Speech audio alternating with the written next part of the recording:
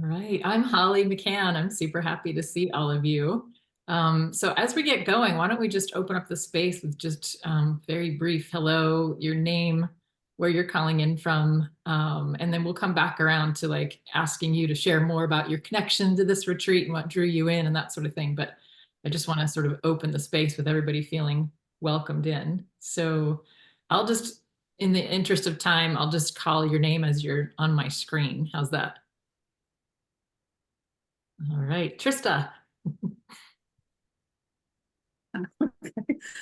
Hello, everyone.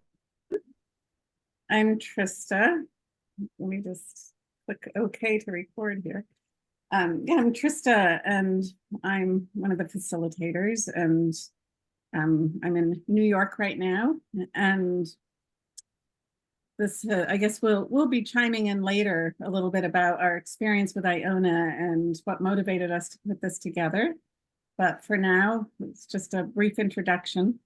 So I'll pass the talking stick on to the next person. Great. And Trista, I forgot to say where I'm calling in from. I'm in Asheville, North Carolina in the Blue Ridge Mountains. And Trista, you're in upstate New York, yeah? Yeah. Great. Michelle? Well, I know everybody on this call. It's lovely to see you all. And I'm in Ireland. So nice to see everybody.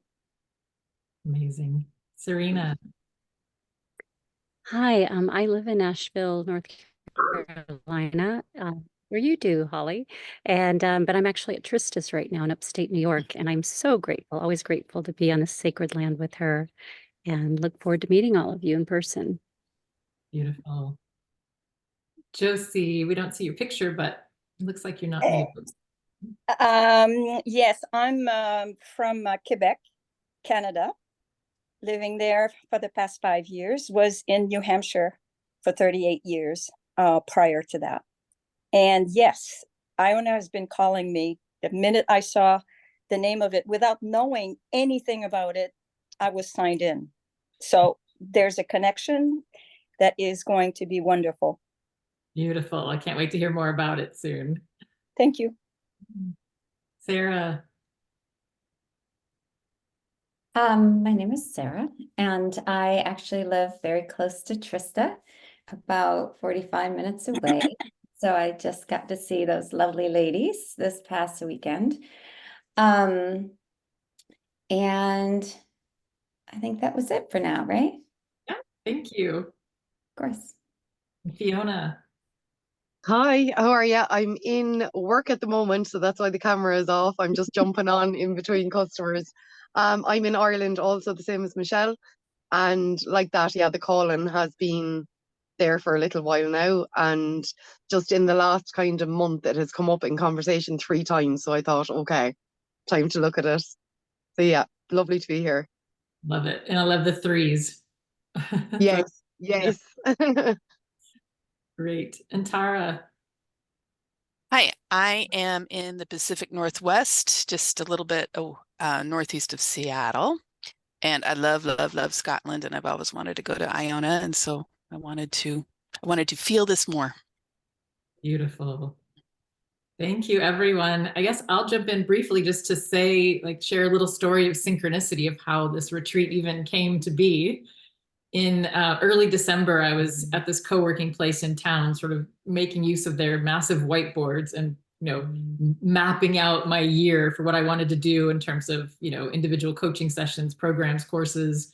And something had been niggling in the back of my brain for a couple of weeks and kept coming stronger and stronger. Like, I really want to take a group to Scotland, to Iona, to Dunadd and Kilmartin. And I really want people to experience what I experienced there, this activation of the Grail codes, I called it. And I want people to be able to embody these codes in this land that holds these codes so beautifully of the Grail. And I was like, I wonder, I should reach out to Trista and see if she'd be interested in doing something like that. Within days, I was getting an email from Trista being like, it's been on my mind for a while. I've been meaning to reach out.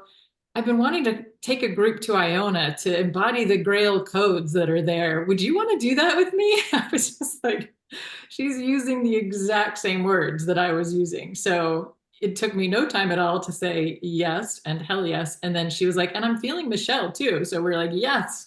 So this is, here we are. We've had a few fun, like really amazing calls, feeling into what this retreat is all about.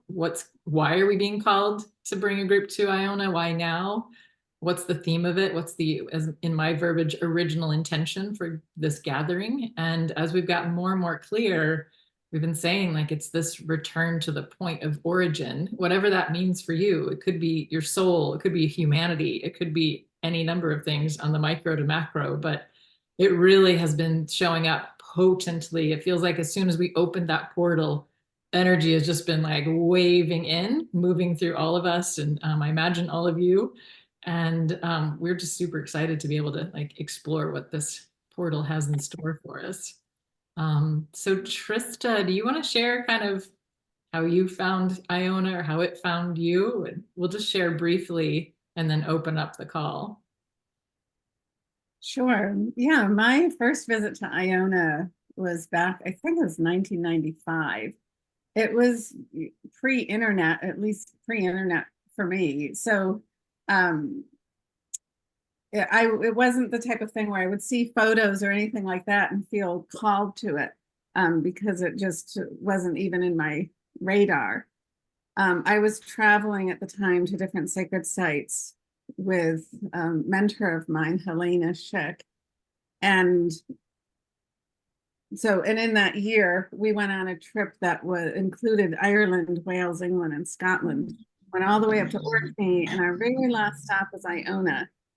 And it was probably good too, because I was tired.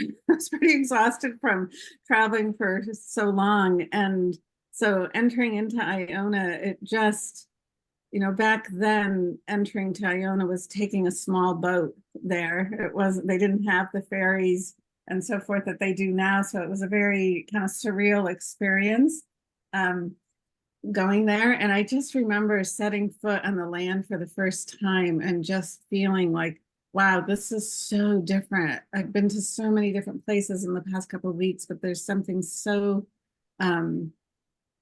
just so so sweet about the space.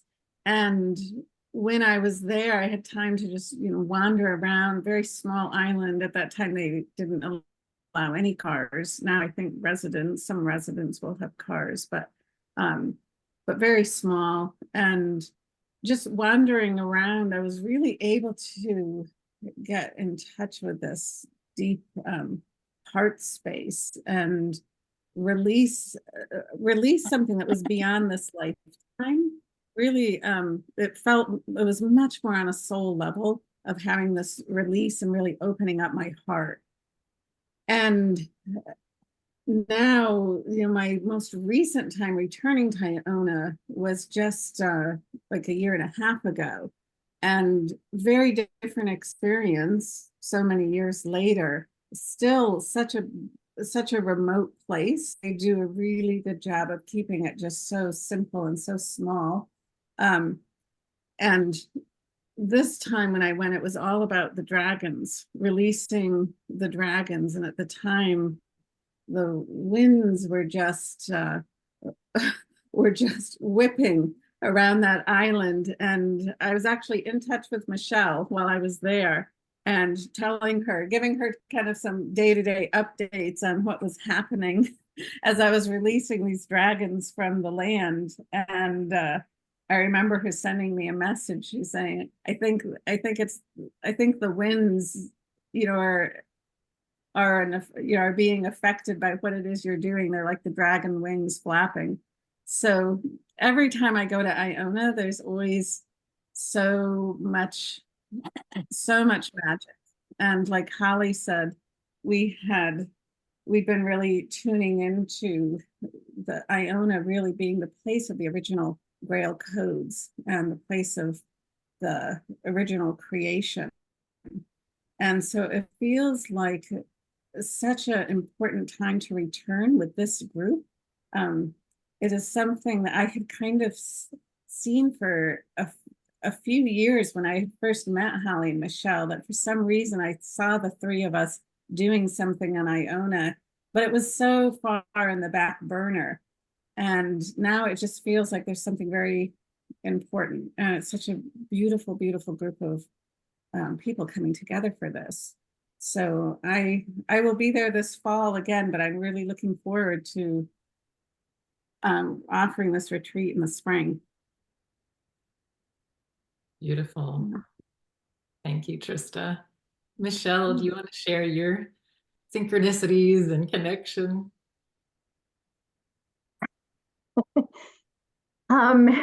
It's just been super interesting what has been happening because, you know, I've been hearing Iona for a long time, realizing that it's one of the places I would love to go to visit, but nothing really kind of, you know,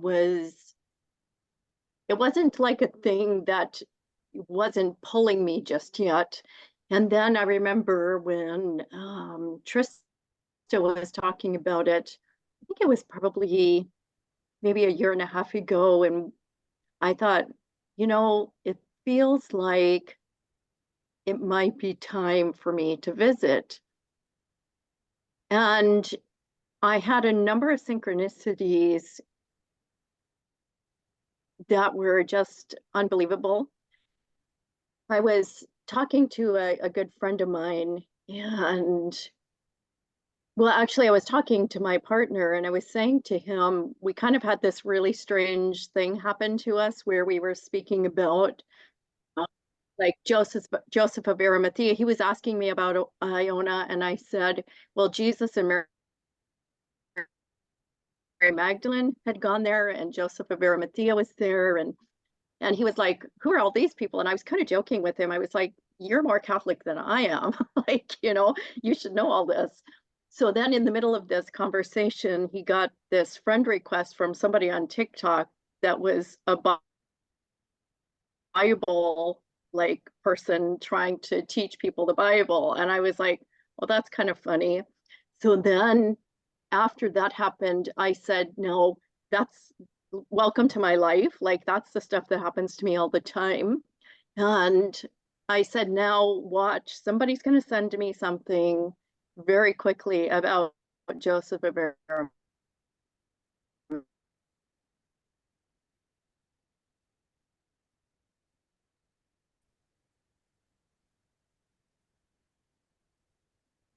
Oh, Michelle, I think we've lost you for a minute. You're frozen. I don't know if you can hear me. Oh, I thought it was me that had frozen. There, you're back, Michelle. Am I back? Oh, sorry about that. I don't know what the last thing is that you said just watch. Now someone's going to reach out about Joseph of Arimathea, and then you froze. Okay. Yeah, so within a half hour, my friend sent me a link about Joseph of Arimathea and also about Scotland and Avalon and Iona. And I was like, okay. So about a week later, he contacted me again and he goes, oh my God, I have this book that I'm supposed to give to you. And I bought it because I knew you needed it. And Trista and Holly and I had just been on a call talking about this book that was called Pilgrimage to Iona. And I was like, I have to get that book now. And he called and he said, I can't hold it in any longer. This is the book I bought for you. And it was The Pilgrimage to Iona. And I was like, okay. And then he's doing some work, some gardening work for like a good friend of his, and they just went to Iona. And there was another person that was in my Facebook feed. I kept seeing their posts about they'd been to Iona. So there's a lot of stuff that's coming up. And the elemental stuff is also really coming up for me because I have such a connection to the elementals of the land. And ever since I started reading this book, that has really been coming in for me.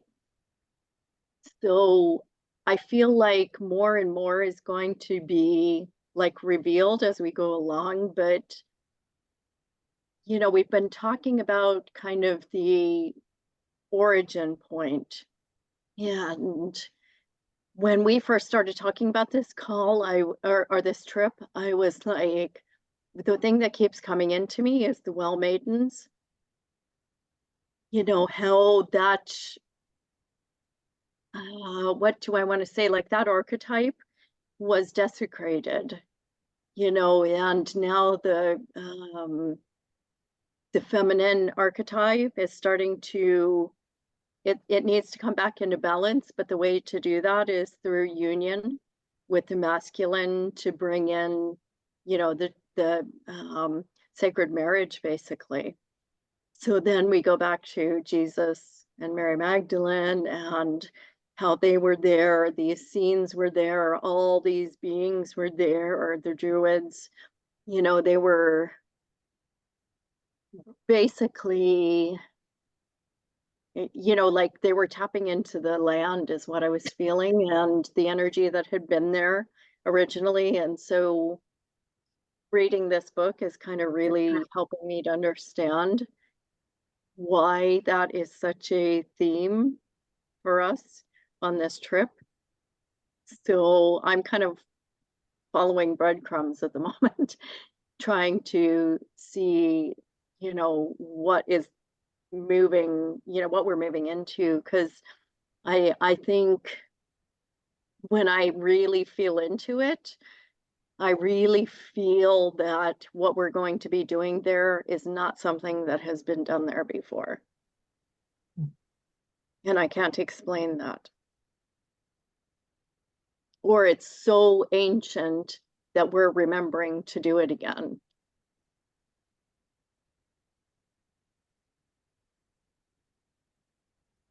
So I'll leave it at that.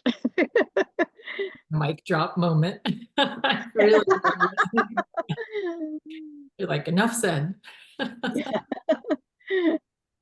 Yeah, thank you. For me, gosh, I think I first heard of Iona in like 2013. I was always a spiritual seeker, but 2012 hit this hockey stick where just everything blew open multidimensionally and things were, you know, flowing in left, right, and center. And I was with a fellow seeker, journeyer, explorer, and she and I ended up doing a Magdalene retreat in the south of France for a group of women all around, bringing in ease and grace. And that was a really, really magical time in Rennes-le-Château and that whole area. But along that trip, she was talking about Iona, and instantly my whole body was like, what's that? And I had never heard of it. And she was telling me like, oh, it's this amazing island that's so sacred. It's off the coast of the Outer Hebrides in Scotland. And I just was like, and we had a deep connection together around Mary Magdalene. Everything at that time was like, all roads were leading to Mary Magdalene. It didn't matter if I was researching the founding fathers of America, it ended up with Mary Magdalene. So she was like, oh, you just really, really feel the Magdalene there. Tell me about the Magdalene prophecy. And everything in me was lighting up. And I was like, I know I need to go to Iona at some point. I don't know when, I just know I will be there. And then, you know, in 2014, I moved to Boulder and instantly started working as the CEO of this startup organization by a spiritual teacher there. And that started to degrade as the whole, you know, even though the vision was amazing and I was really aligned with the vision, the power structures were just really dysfunctional. So I left that, ended up in another, you know, supporting as a CEO, another woman spiritual leaders, amazing organization. Same thing happened. So I'm leaving that field, and I was having all this information come in for months about sacred geometry, and my work is all about leadership and how we do leadership more in alignment with nature. So I would lay awake at night being, is it the vector equilibrium or the flower of life? I know these have a model for how we do it, only to realize they're the same thing. They're just different perspectives. So this is where I was, and all these maps and models of what has now become Grail leadership were bouncing around in my head. And I was talking to a friend in London, and she said, just come stay with me. I'm in this brand new home just outside of London in Winchester. You can have your own guest suite. You can just write to your heart's content. And I was like, yes, please. So I went to England and instantly, like, there was no writing time at all. We were out in crop circles. We were in downtown Winchester in the Great Hall where the King Arthur's Round Table replica is hanging, like just so much exploring ley lines and the Magdalene and all this other magic. And then I was like, you know what? I'm right here in England. It would be so easy to go to Scotland. And so I was like, I'm going to go to Scotland. So I thought I was going to go for like 5 days and ended up staying for 2 weeks and had the most synchronistic trip of my life, where always before I would plan everything out. And I had no itinerary. I just each night would be like, okay, where's tomorrow? And I'd open up like Google Maps and there'd be a town or whatever that would be lighting up. And I might Google that and see what sacred site was there. And always it would be like the Fordinghall Yew or some amazing stone circle or the Picts, in Aberlemno, like all these amazing sites in this whole journey that mapped itself out from Edinburgh and Rosslyn Chapel all the way over to the west, that ended up taking me far longer because I kept just sinking into these amazing places all along the way. Ultimately landed in Iona and just instantly felt my entire nervous system just slow down and relax and sink into the earth and just feel the stillness that is roaring there and all that it had to share with me. And mind you, my friend and I had been in Cornwall and we'd been to Glastonbury. We actually stayed on the tour, like a bed and breakfast that was like halfway up the tour that we got synchronistically for the solstice. And we were in Glastonbury and it was cool. But when I got to Iona, I was like, this is the Avalon I was looking for in Glastonbury. Glastonbury felt like it was trying really hard to convince me it was Avalon. And I know there's some magic there, but it didn't feel like the deep magic that I was expecting that I found on Iona. And then as I'm wandering around, I'm noticing, like, why are there 48 Scottish kings buried in this tiny little churchyard on Iona? Like, you have to take 2 ferries to get here. It's not an easy place that's centrally located. And I just kept asking these questions, like, why is this? And what's happening here? And, sure enough, by the time that I got back home, I was having these hunches confirmed that, like, what if this was the real Avalon? What if this is the real King Arthur, land? What if this really was a place where Mary Magdalene had her son and he was raised in the old way, And all of these books were coming my way. 2 books confirmed what I was suspecting, and still, who knows if it's true, but they were making a very convincing case that there was a real man in the 6th century AD, Arthur McAden, that lived in the Dalriada in Kilmartin area, and that their kingdom of Dalriada was there. That so resonated with me and has really been informing my work in Grail leadership of how we are stewards and servant leaders that are leading from a deep love and devotion to the land and all beings in the realm. And it brings tears to my throat every time I feel into it. There's so much magic and power there. And it just impacted me to no end. And 2022, I was traveling all over. I was in Portugal and Italy for quite a while and wasn't quite ready to come home yet. And I was ready to, like, okay, I really need to write, these maps and models, this Grail leadership stuff. And a friend said, why aren't you going to Scotland to write about Grail leadership? And I was like, oh yeah, why am I not going to Scotland? So ended up pulling up Airbnb and found a cottage that I remembered vividly that's at the base of Dunadd in Kilmartin. That's this Dalriada land.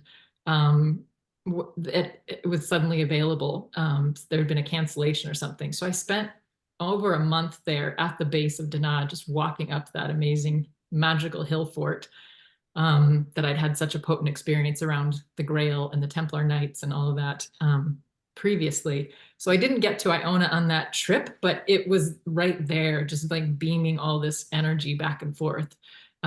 So such deep magic, potency. And as soon as this container got opened, as soon as I said yes to Trista, people were like, oh, you should read this book. And I thought I had read every book about Iona that there was. And no, of course not. There were 2 more that were waiting for me. And Pilgrimage to Iona was one of them that I was leaving Michelle and Trista these messages going, oh my gosh, so many codes and things being fired off and activated. And things dropping into place, all these disparate puzzle pieces that were seemingly random until I read that book and was like, this is why all of these pieces have been in my field. And it really does feel like this, like a culmination, but also like an origin point, like the umbilicus of human civilization. At least one of them, if not the original. I have some theories around that. So I was just telling these guys that just in the past week, it's amped up even more. And so much is coming in about water, gold, the structure of water, the importance of water, the importance of gold to life. And yeah, I could go on and on, but I think I'll stop there. There's because I really want to hear all of your connections with this magical place as well. So why don't I just open it up to like a popcorn style? You don't need to raise your hand or anything like that unless it starts to get where we've got multiple people to speak. So anybody want to share sort of why you said yes or yeah, Sarah? I'll start since I have to be driving in just a bit. And it's like other people who have kind of mentioned that, like, you don't know why, but you just feel the call so strongly that it's undeniable. And the moment that I knew that I was supposed to go to Scotland in the fall, and I could just feel the timing wasn't right, and I still don't know why. But I pulled out of a trip, still not knowing why. And then when Trista, I mean, I knew that my trip wasn't going to Iona, and for some reason I felt that call to this island. And then when Trista mentioned the trip you were all taking, it was like instantaneous. It was like, this is why, this is the trip, this is the place. And I couldn't explain it necessarily, but I knew it. And then as I like did a little more research, it was an immediate yes, but I'm like trying to feel like why here? Why this particular place in Scotland? And in reading about it, just the mystery of Iona really spoke to me. But I knew it was something about the land, and it's that crystalline. As I was reading, I was like, this is it. There's like all the crystals in the land there. And crystals are a big part of, the work that I do. And it all just started there's so many questions I still have, and I'm not even trying to figure it all out, because it's just this deep, very strong knowing that is, that I'm supposed to be there with this particular group of women at this particular time. And I don't know if it was through something that one of you wrote or something that I read, though, about the 0 Point Codex there, which I was like, yes, this like place of no duality, this place of like that, like you spoke, Holly, when you were talking about the stillness, but like so much encompassed in this stillness. That's the feeling that I have about this island. So when you said that, I was like, yes, that's like, I feel that without knowing anything really about it. So for me, like many of the trips that I take, I just like follow where I get the big yes and go. And I know that I haven't figured out the lineage there. I know the lineage in Britain very, very deep in the UK, and where I'm going with Trista next week. I can go back many generations there on my maternal side, like 7 or 8 generations I can trace. And I know they went further, but I know in my heart, there's lineage also in this area of Scotland. I have no physical proof of it, but it's like a feeling. So I'm just excited to go and just open my heart and receive and be in the company of all these lovely women who are here and will be walking alongside me for that. So yeah, thanks for putting this together. Super excited. Thanks, Sarah. Thank you so much. I'm so looking forward to connecting with you more about this stuff. Who else would like to share?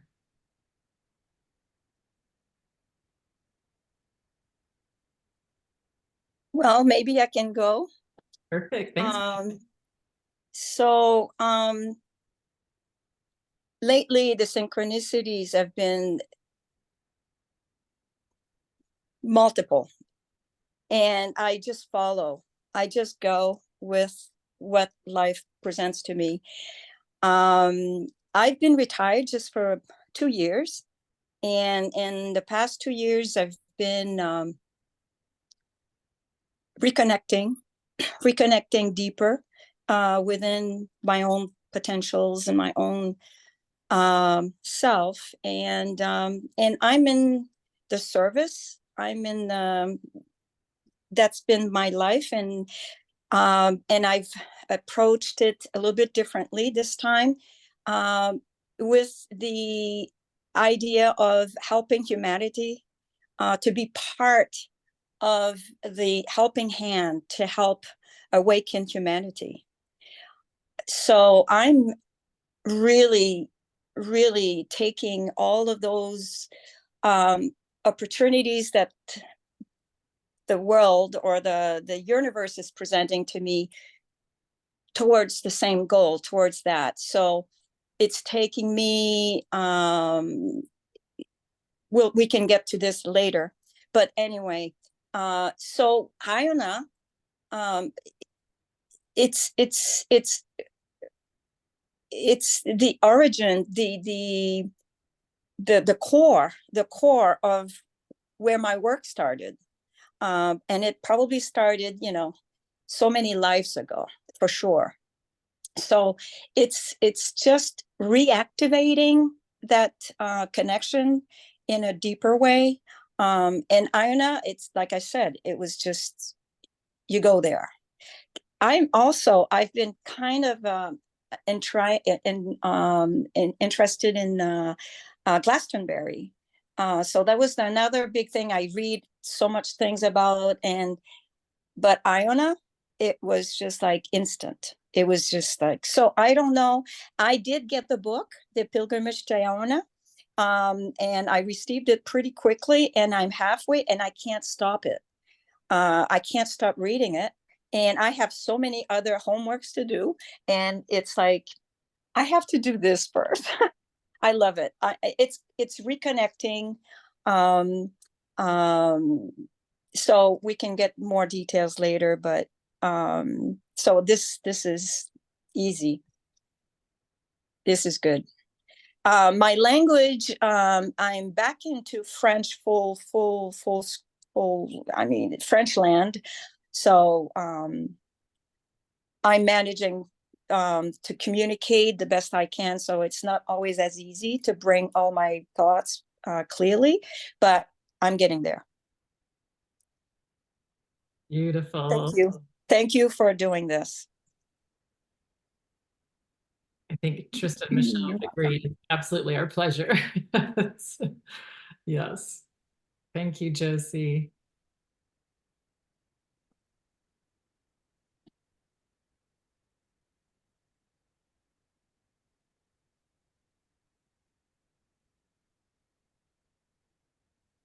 I'll jump on there if that's okay. Yes, please. Yeah, I mean, I have goosebumps just listening to you all. I mean, it's amazing and I think I can relate to Michelle's, and I briefly had spoken to Michelle about this. I definitely feel that rise, not in an egotistical way, but definitely the balance of the feminine coming back. And for me, I think, my name origin is Scottish. So I think that's where it started, kind of looking into that side of it.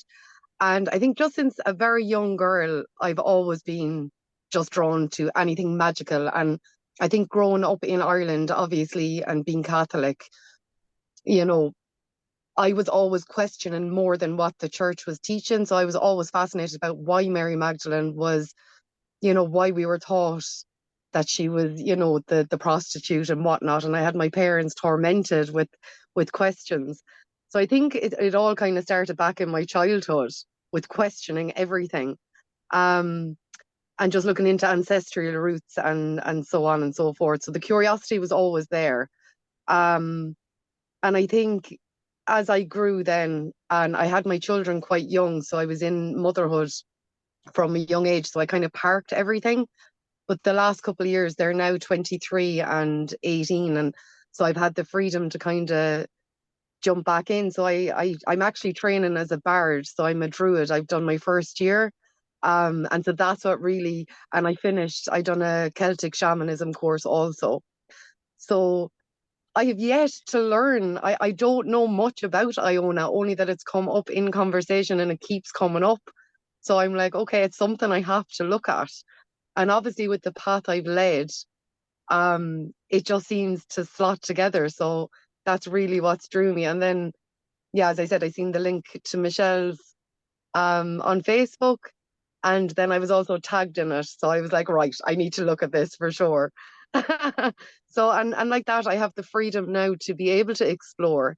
You know, my kids are grown, but I'm still young. I'm 41. And I just, yeah, it's just a feeling, isn't it? I don't know how else to say it other than that, but I'm definitely buying that book. I have the name wrote down here, so I'll be straight on to get that book, The Pilgrimage to Iona, and look more into it. But yeah, that's my story so far anyway.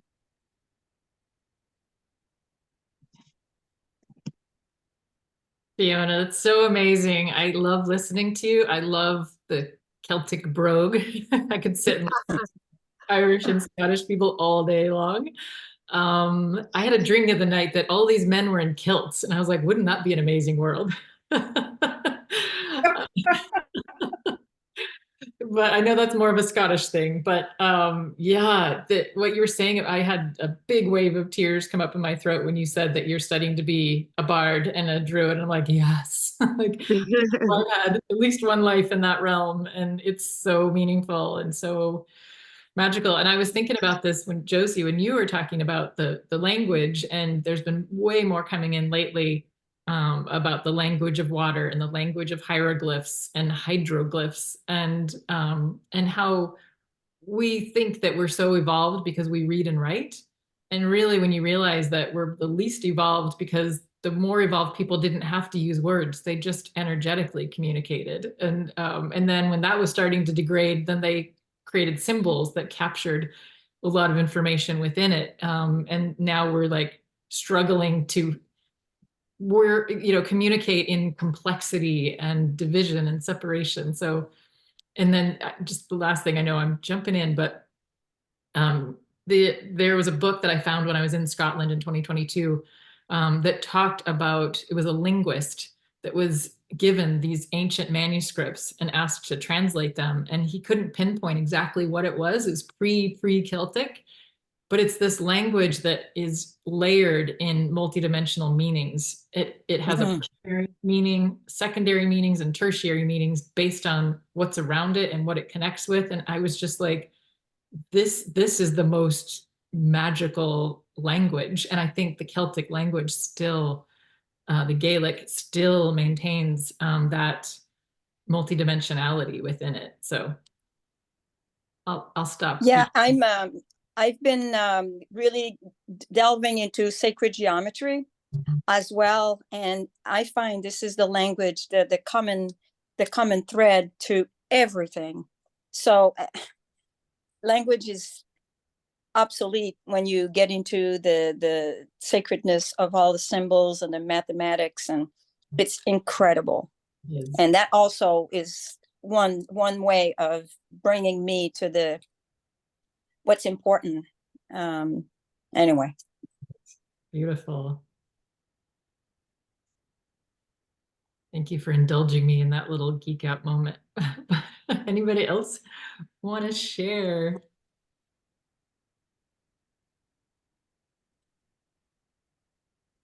I will. Oh, Serena, go ahead, please. Go ahead, Anne. No, Serena, please, you go.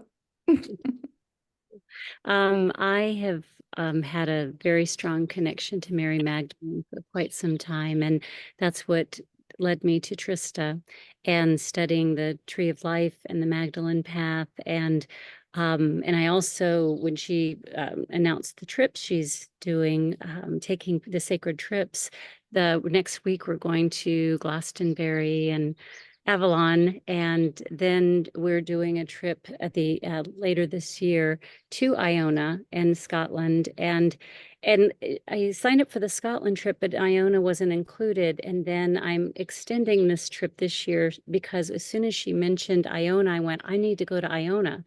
And then when this other trip that you announced, this trip for next year, I said I'm supposed to go both times. I don't necessarily have a logical reason. All I know is that I'm being drawn to go to these sacred places and to France.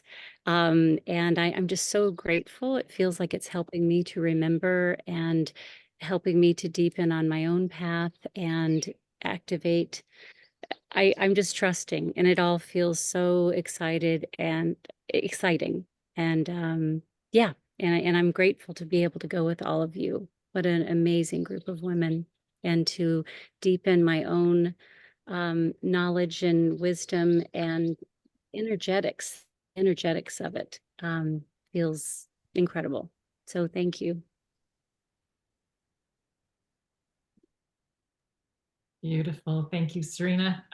We must get together for tea or coffee when you get back in Asheville. There's so many connections between this land and Scotland. I would love to know that. Yeah, thank you. I would love that. Anne, would you like to go now? Thanks for. Sure. So I have loved nature with all my heart since childhood. And I also in college moved into studying comparative religions and was a great fan of Mary Magdalene. That was a funny way to say it, but I, for many, many years, have studied Mary Magdalene through the Gnostic Gospels. But it wasn't until I met Trista and her community of amazing women that I realized how much I was skirting around on the surface of things. You know, I come from an academic background and family, and I was just blown away on my trip to Ireland at how these women, including Michelle, hi Michelle, could know the stories of the land and know the stories of the spirit coming from the land, and could open their bodies, not just their minds, to the land. And I was just out of my mind that this is such an exciting evolution and such a gift of an opening for me to learn more and more and more. So I trust you, Trista, and your invitation to Iona. And I've heard of Iona, certainly, of course, but really I come very humbly and excited to learn, and I have started to read and am excited about learning more. So ultimately, my hope is to just stir and awaken all this beauty and power, and be able to participate in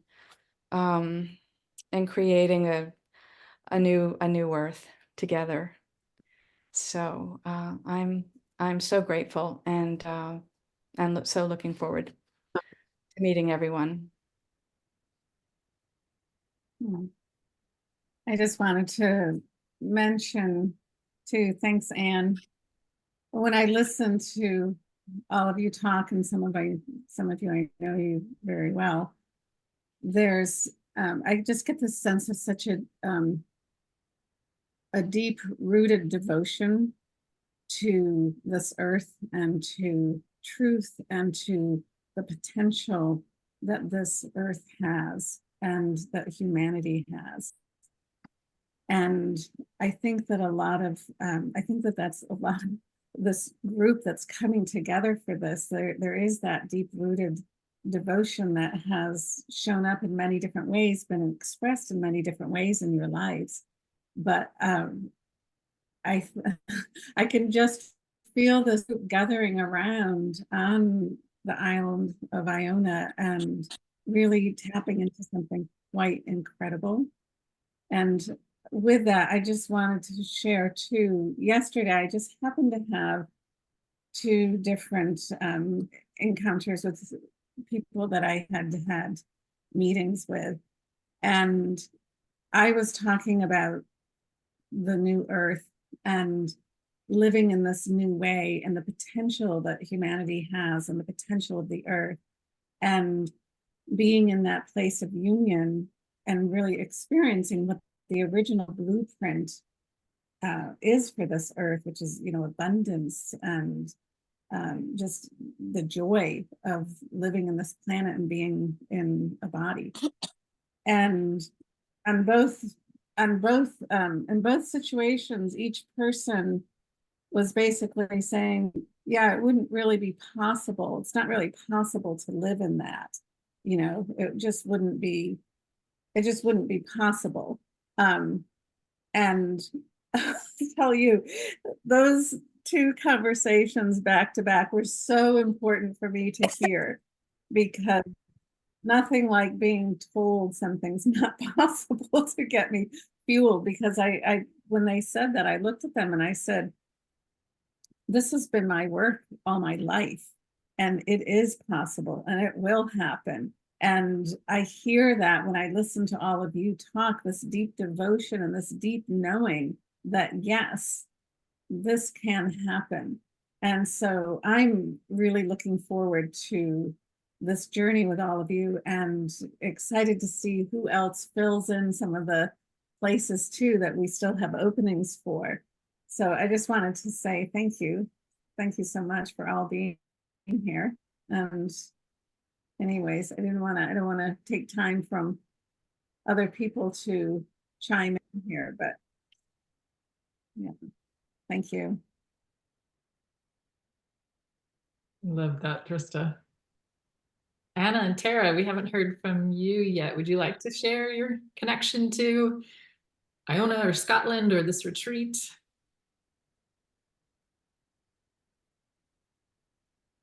Oh, Anna, it looks like you might be, well, it doesn't say you're muted, but we couldn't hear you.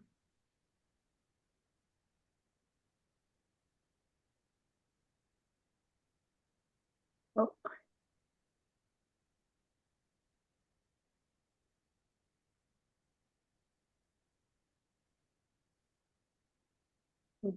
We can't hear you, Anna.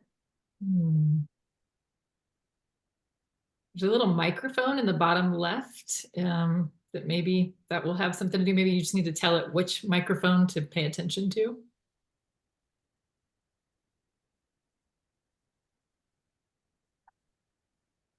In the meantime, Anna, I'm going to turn the mic over to Tara. Tara, you have the talking stick.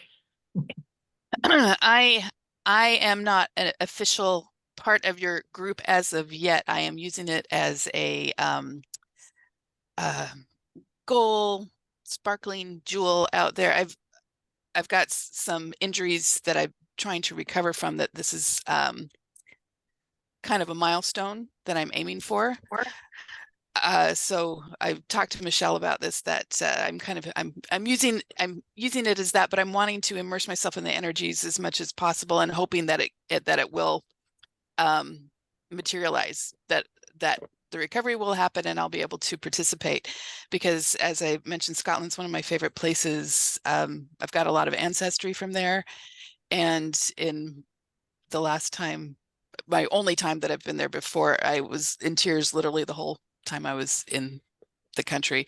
And we didn't make it down to Iona, which is one of the places on my list that I really, really, really wanted to experience. And hearing you all talk about your experiences with it and the, just the profound connection to the land, which is one of the things that feeds me the very, very most. And something that I would really like to engage in, and you all sound like amazing, amazing women, and I would love to hang out in your energies as well. So I'm keeping you out there as a goal and a motivation, and hoping something that I can parlay into actuality.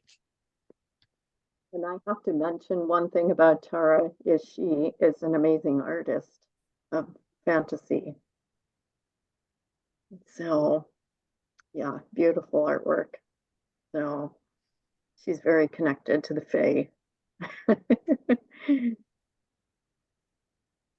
Amazing. Yeah, thank you for sharing that, Tara. And you're absolutely welcome in this circle. It's not just for people that have already said yes, but people that are just drawn to this field, this energy, this frequency of what's there. And yeah, I love to hear that connection and that, putting it out there. So, I'm inviting all of us to hold that vision with you that you will be in Iona at some point when the timing is right. Thank you. Oh, and I also wanted to mention that water is also huge for me right now too. So, I mean, there's a lot of synchronistical, themes that you are all exploring that are going on in my life as well.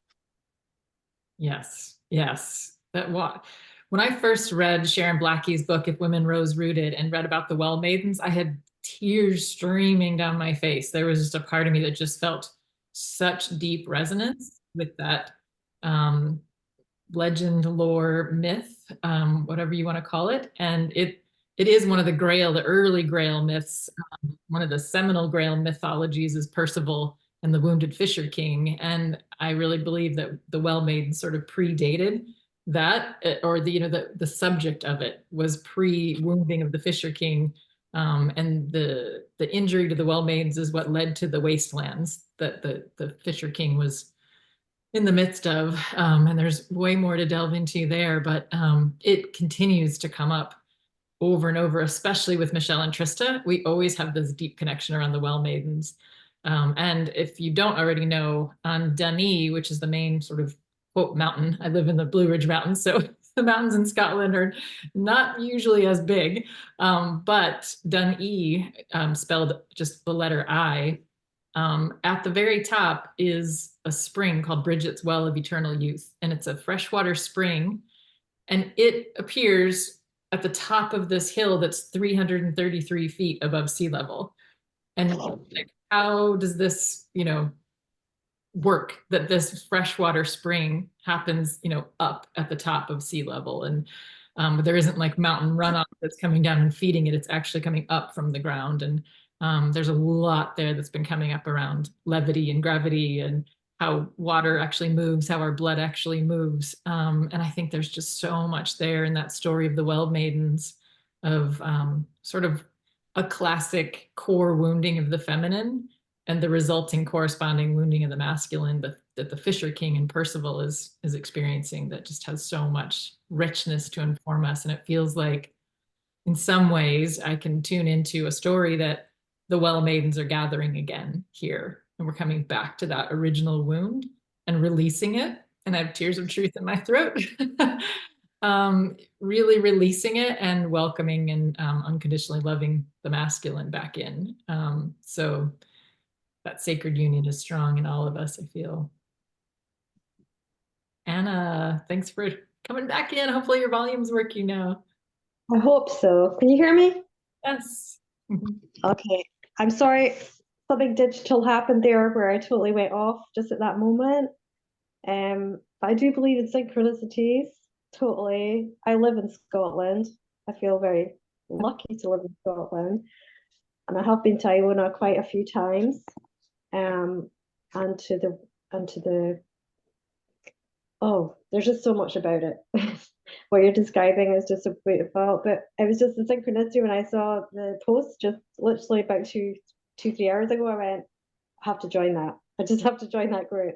So I don't know why I'm here, but I just feel like I need to be here, if you know what I mean. So yeah, I've had some really amazing experiences there. And one particular one is on top of a hill called the Angel Hill. Have you heard of the Angel Hill? Oh, I get goosebumps when I see it. But it was connecting. Can I tell you what I experienced? It was like we were in a circle, there was probably about 6 of us, and I felt like we were levitating. Felt like it was a portal, and I also felt that when we were levitating, it had sort of celestial, sort of outer space sort of experience, where I felt we were just connecting not just to the Dunhill, we were connecting to Machu Picchu, we were connecting to Nepal. I felt like we were connecting to all these different sacred sites. It was amazing. There's just so much about Iona, and it's not just Iona, it's like the Fingal's Cave is really powerful. So much so that I don't actually have the nerve to go in there yet. I know many people that have been, but it's just I find that I think it's going to be so powerful that I can't even go there. It's sort of that feeling. But I know I have friends that have gone recently and they've done a women's immersion there. And when they went in, I think when you're talking about the water, it's really important, because what I'm feeling is like there's so much to do with water. And when you're there and you look around, you see all the water around you. It's when my friends went into Fingal's Cave recently, the description was the Mer people were there, the Lemurian people were there, and it went really, really ancient, and they felt Polynesians, Hawaiians, all around them, all around them. So I feel like I'm not on the trail maybe of the Magdalene Trail, I'm maybe on the trail of, I don't know, it's just otherworldly, but I do have connections to Polynesia, so maybe that's another reason why I'm feeling drawn there. But it goes in so many different dimensions. That's what I'm trying to say. There's so many different dimensions connected to that island, and not just there, like the whole of the Outer Hebrides, because I've lived in the Outer Hebrides most of my life.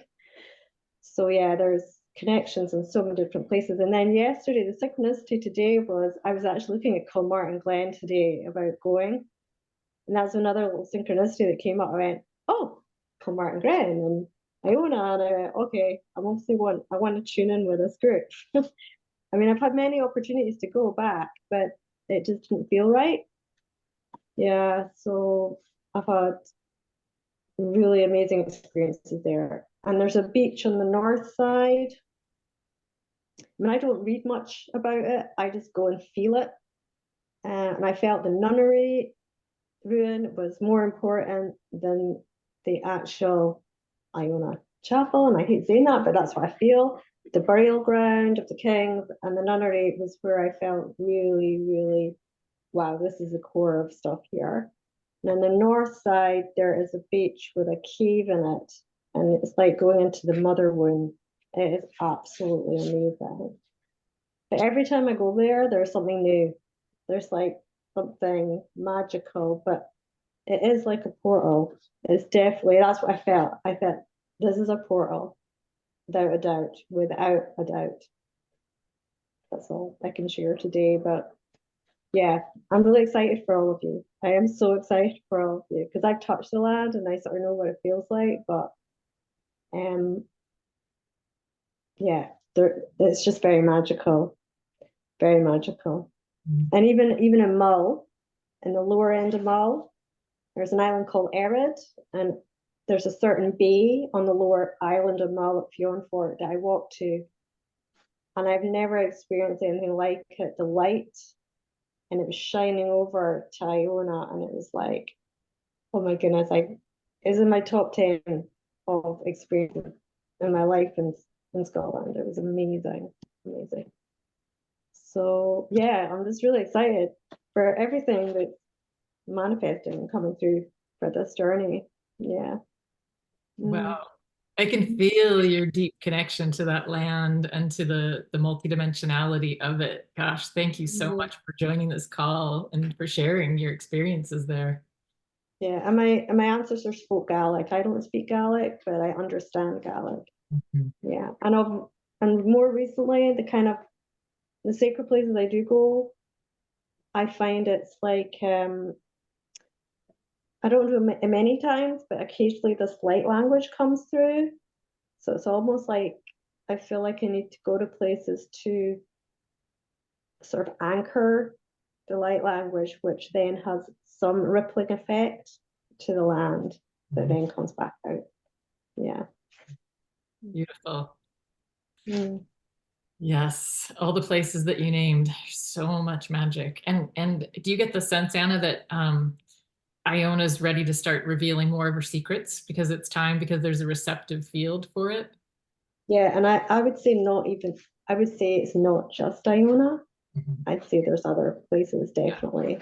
But yes, Iona is definitely calling people there for a reason. Definitely.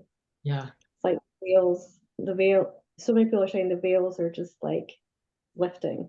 Mhm. There's so many magical things happening. Yeah. Yes. Yeah.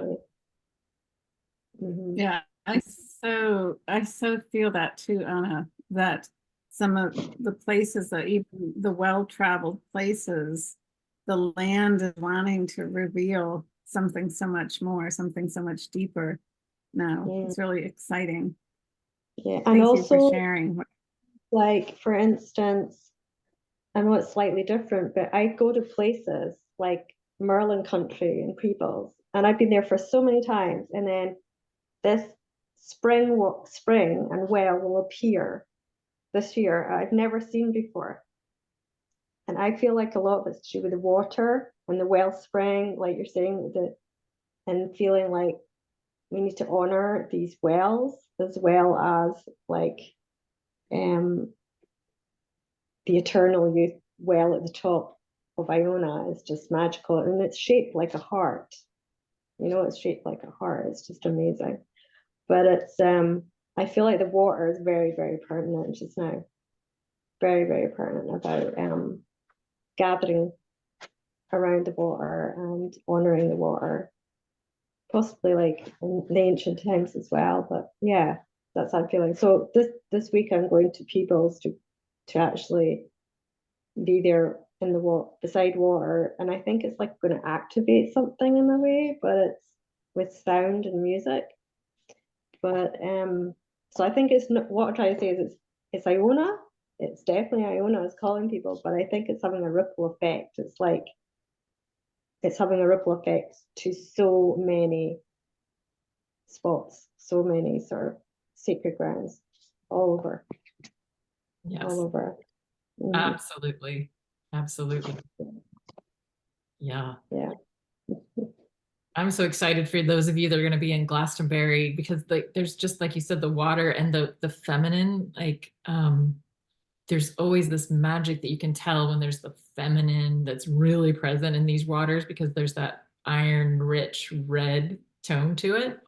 And I got shocks of my life when I was up on the top of Dunadd.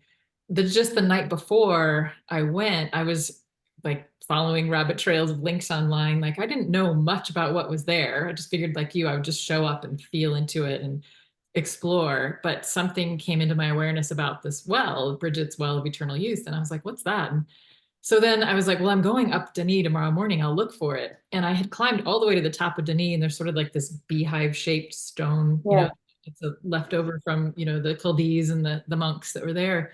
And I was sitting against that, and the sun was shining in my face, and I was meditating, and I was a little like, wow, I haven't found that well yet. I hope I didn't miss it somehow. And then I said, you know what? I'm not going to go searching for it. If I'm meant to see it, make it easy, just super easy for me. And then just as I opened my eyes, there's this other kind of pillar that's at the top there that's some kind of a marker or monument. And I was curious about what that was to go read the plaque. And as soon as I walked over to that monument, I looked down past it, and there was the well right there. And I was like, oh my gosh, they made it easy. And I went skipping down there, quickly kicked off my shoes and put my feet in it. And my feet were glowing red. And I was like, what's happening here? And that's the water that's in Glastonbury, the Chalice Well, the water that runs behind Rosslyn Chapel and the Rosslyn Glen. They all have this magical red that's flowing through there. It's really incredible. It is. Were you there by yourself? Yes, Yeah, I had so the whole hill to myself that morning. I mean, I was on a solo trip and there was nobody in sight. perfect. Yeah, perfect. Yeah. And there was, I was nice. walking out there, and there was this cow that was up on the very top of this mountain. And I took the picture and I captioned it Queen of the Hill. And from that point on, Hathor was sort of like, beaming at me with the cow ears. And I was just like, I think there's any accident to that cow being right there near Dunny at the top of the mound. Yeah. Wow. Yeah, magical. Mhm. Are there any questions for us about the retreat, or do we want to share more stories? We've got another, 25 minutes that I'm happy to stay. And Trista, do you need to hop off? No, I think I'm okay. I think I'm okay staying on as long as we need. Yeah. If anyone else needs to hop off, please feel free.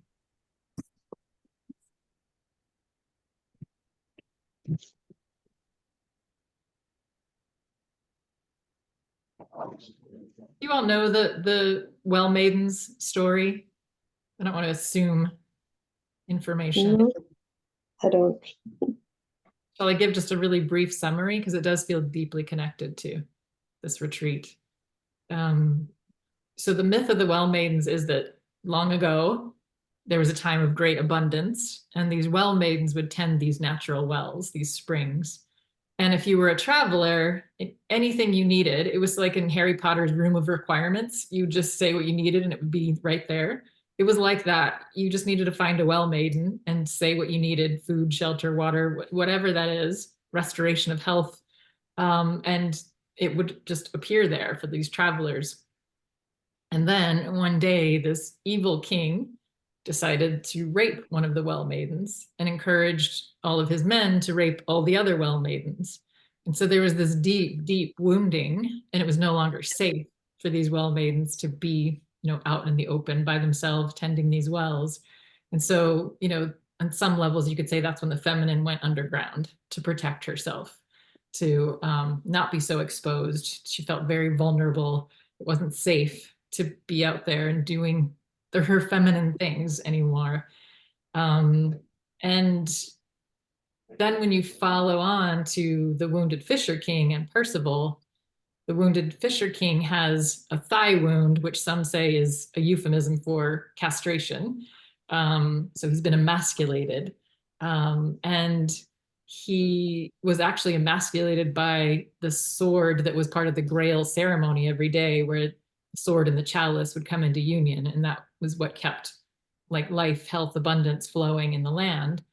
Because the kings were so connected to the land, if a king lost an arm in battle, was wounded in any way, was ill, they needed to abdicate the throne, because everyone knew that the king's health was so connected to the health and wealth of the land that if he was ailing, the land would be ailing. And that's exactly what happened in the wastelands of this wounded Fisher King time. The crops were failing, people were starving, the waters were drying up. And this king had this wound that wouldn't heal. And so the whole theme of Percival is that there's a prophecy that this young knight would come along and ask this particular question that would instantly heal the king, heal all the realm. And there's varying versions of Percival, because it was never, the original wasn't quite finished, which I think is so interesting. Like, we get to write our own ending to this story. There's multiple versions, and one version, the question is, whom does the Grail serve? And another one is, another version is, what ails thee, is the question that would then heal. And you can play with both of those in sort of an analogy form of how that applies to all healing, and coming back to center. But really, Percival goes on this whole heroic journey, comes back wiser, have embodied more of the feminine and in union with his own masculine, to where he could be in service and say, whom does the Grail serve? And that was the question that instantly healed the king and restored all the thriving to the land. And I feel like that's such a metaphor for where we are today. I think the feminine has been wounded, the masculine has been emasculated, they're afraid of their own power, they're feeling shame, don't know what to do with the power. There's just this war of the sexes going on, and we're in the wastelands. And so as we begin more and more to ask that question, as we come into sacred union within ourselves, as we heal the wounds that are not just from this life, but all the lives and our lineage, all the way back through all the dimensions of time and space, we come into union and then we can't help but serve. All we want to do is serve from our magical gifts, our magical elixir. And so the more that question is being asked, how can I serve? Whom does this serve? Who is this gift for? It starts to restore and heal. And so I had this, I was out on a hike one day and the well maidens were really present. And I had this question drop in from somewhere that said, you know how the well maidens tended the wells, right? I was like, no, how? I envisioned like they were weeding and they were doing like manual labor for some reason. And I was like, oh yeah, how did they? And it was like, they loved and appreciated the water. They bathed in it. They rubbed it on their faces. They sang to it. They told the water how much they appreciated the water, how much life it brought and joy it brought to them. And they would play and dance in it and sing to it.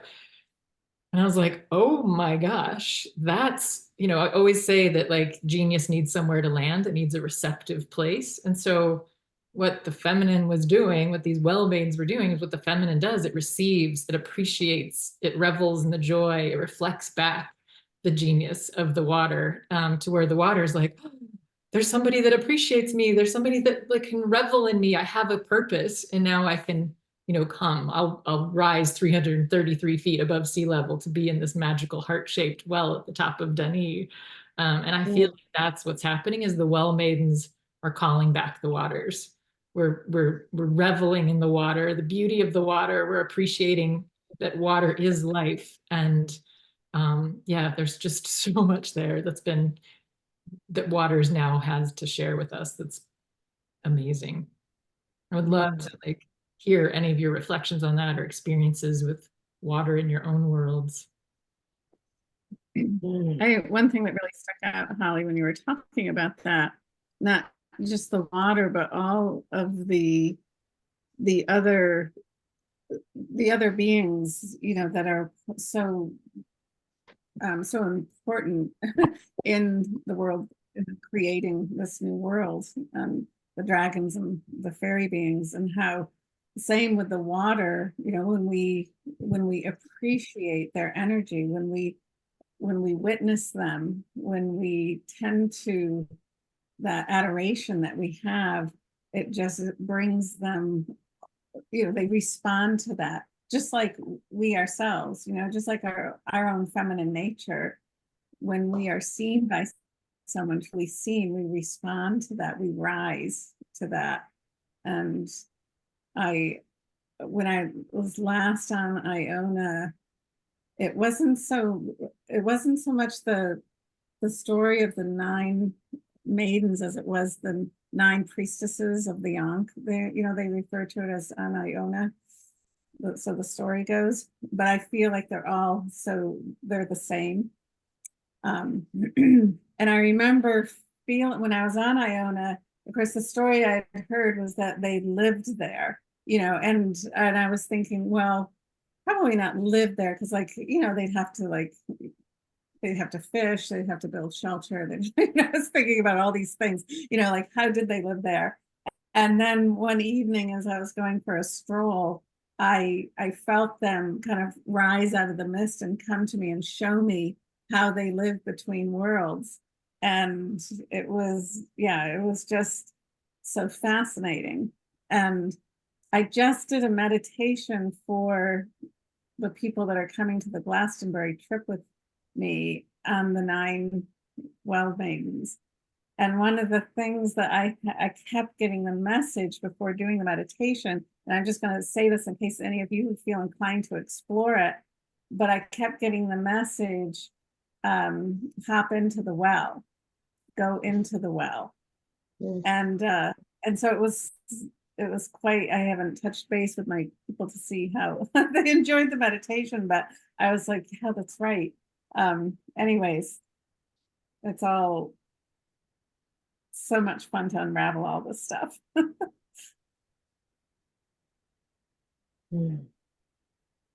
I wasn't aware of what you were saying about the water rising up to the level 333. My because I have an amazing synchronicity with that. My mum passed away a year and a half ago now, and from almost within 2 weeks of her passing, 333 has just been everywhere. Like it's been, and that's what I ended up Googling then, and that's how I ended up coming onto the Sophia code. I don't know. Oh, We could hear you, Fiona, in case you were wondering.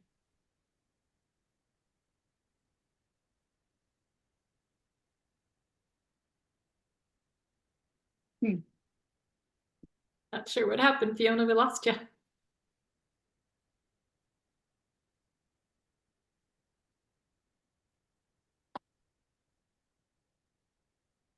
She was in her car, so I wonder if something was going on around the car. So Yeah. I was going to say that because, you know, my work with the essences, I work with the water all the time, but I'm also like really aware of, you know, that the quality, you know, of the water is always about our communication with the water.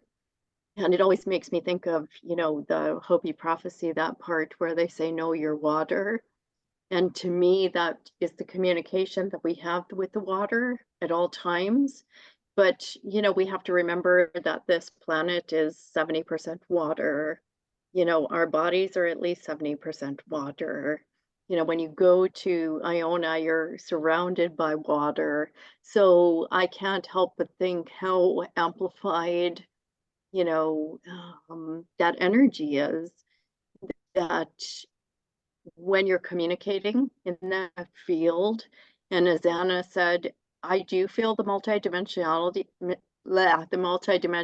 of that place. And it's almost like there's some sort of interaction with all of the elements there that is still very pure. And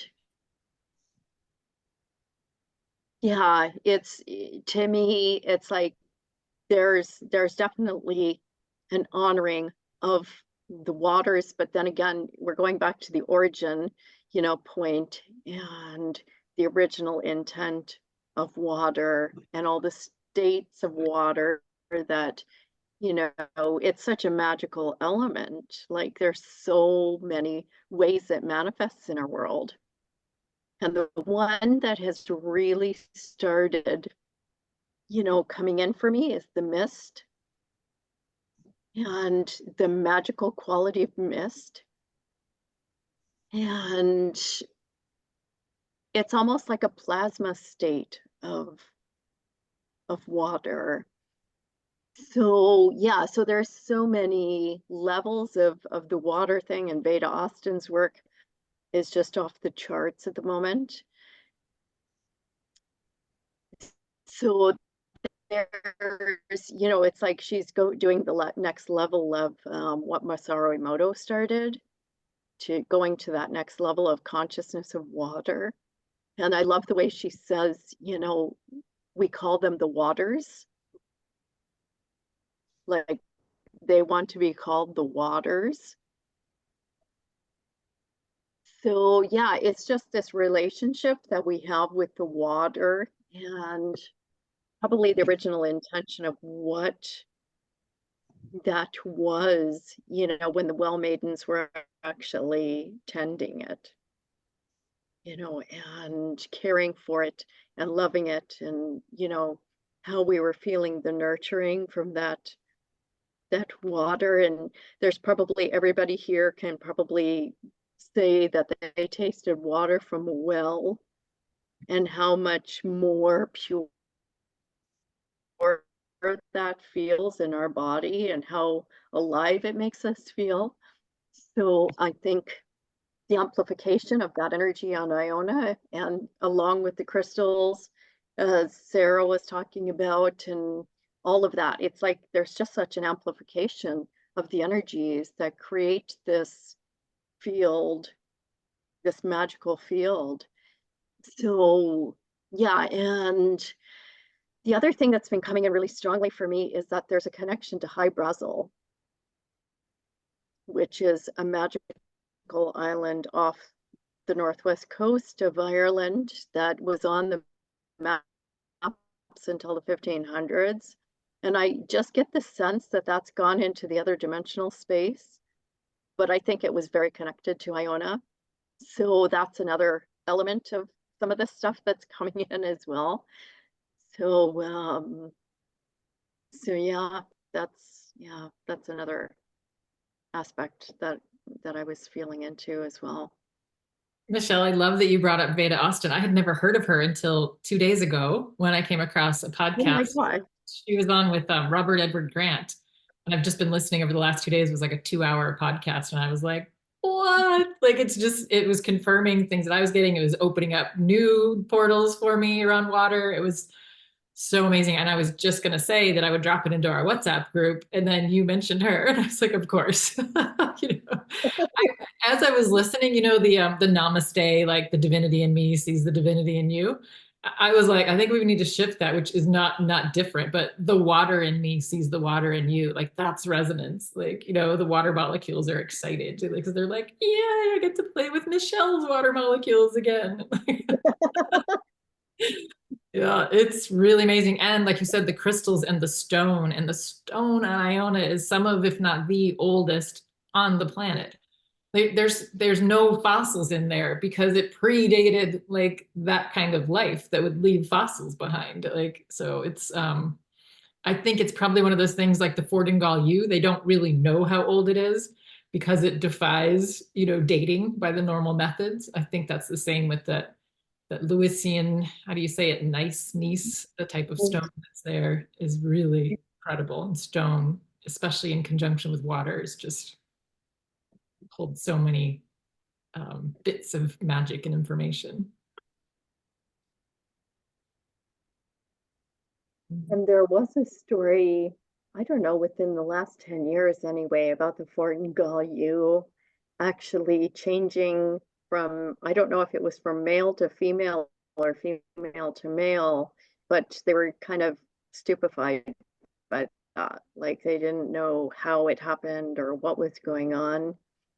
So it's just to me like another representation of, this male and female balance coming in. Chris Kenosis, when I was there in Scotland, I connected with him magically.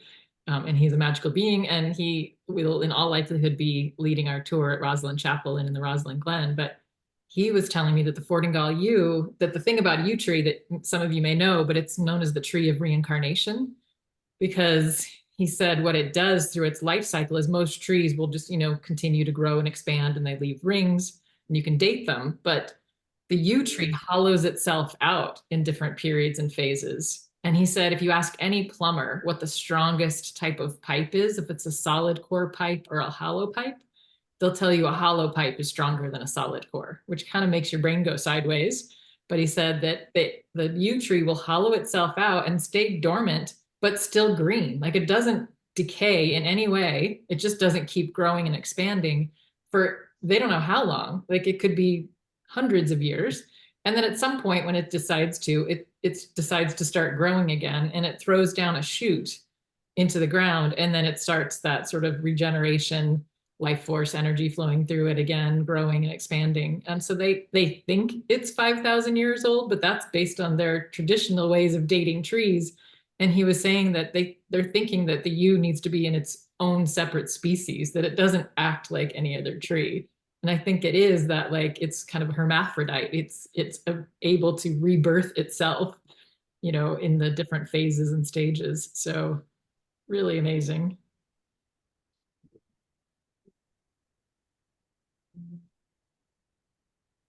Oh, Josie, you're muted.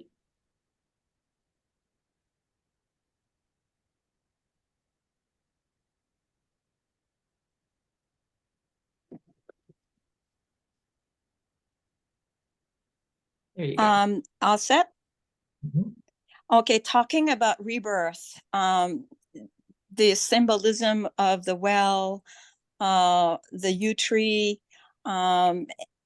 maybe that's part of that synchronicity. I have been really drawn to get trained to be a rebirth guide. And this time of transitioning, transformation, it is amazing, the miracle I see within the males and the females, the healing that takes place.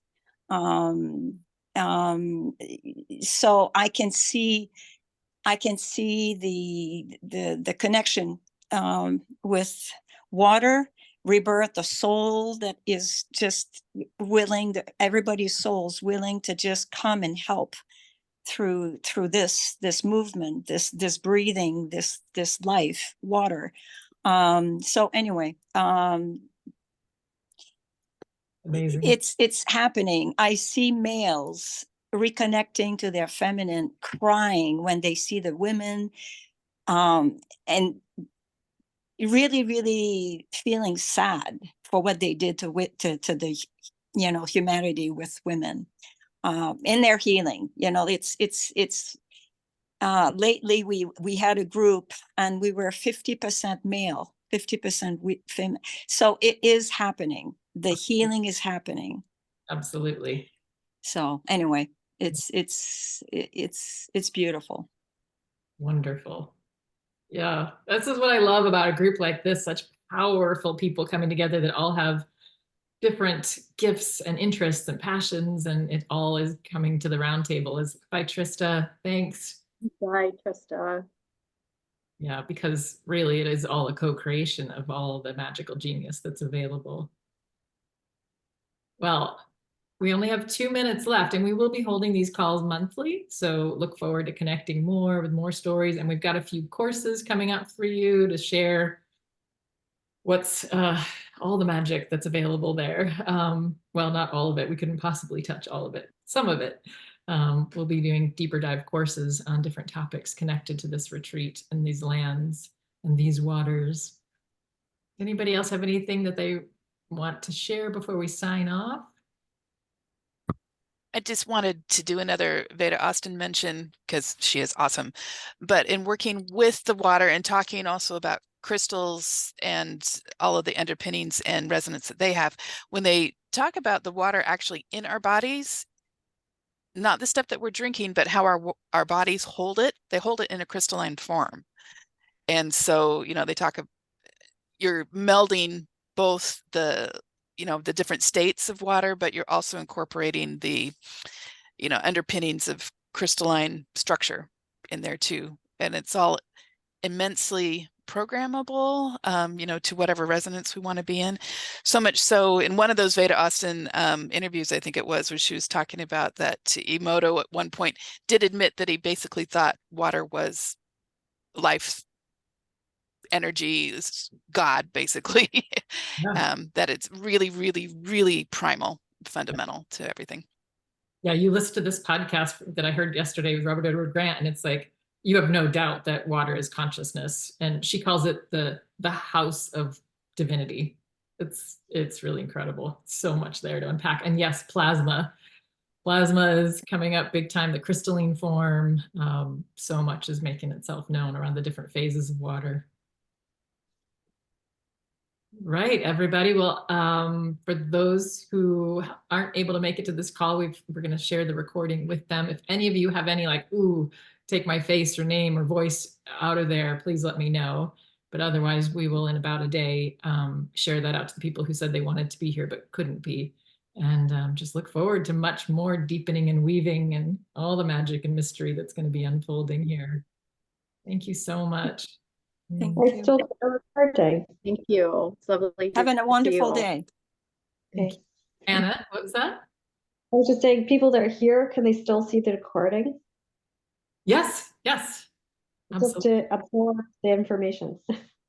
Yes, absolutely. I'll send the link out to everyone that was here today. Yeah, Oh, thank you. beautiful. Thank you. Thank you. Thank you. Thank you, everybody.